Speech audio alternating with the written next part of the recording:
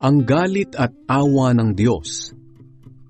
Maaaring may magsabi sa akin, kung ganoon, bakit pa niya pinapanagot ang mga tao sa kanilang mga kasalanan? At sino ang makakasalungat sa kanyang kalooban?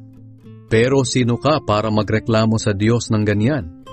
Tayo'y mga nilikha lang ng Diyos, kaya hindi tayo makakapagreklamo kung bakit niya tayo ginawang ganito. Tulad sa isang gumagawa ng palayok, may karapatan siyang gawin ang putik ayon sa gusto niya.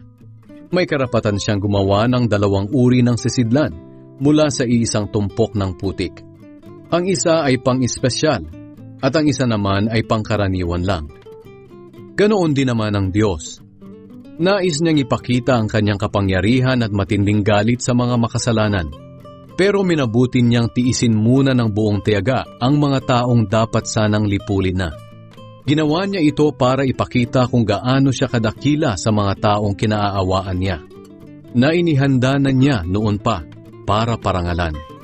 Ito'y walang iba kundi tayo na mga tinawag niya. Hindi lang mula sa mga Hudyo, kundi mula rin sa mga hindi Hudyo.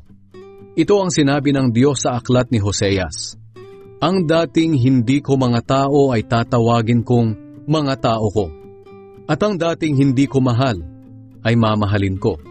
At sa mga sinabihang, kayo'y hindi ko mga mamamayan, sila'y tatawaging mga anak ng Diyos na buhay. Tungkol naman sa mga Israelita, sinabi ni Propeta Isaias, kahit na maging kasindami pa ng buhangin sa tabing dagat ang lahi ni Israel, kakaunti lang sa kanila ang maliligtas. Dahil mabilis at matindi ang gagawing paghatol ng Panginoon sa mga tao sa mundo.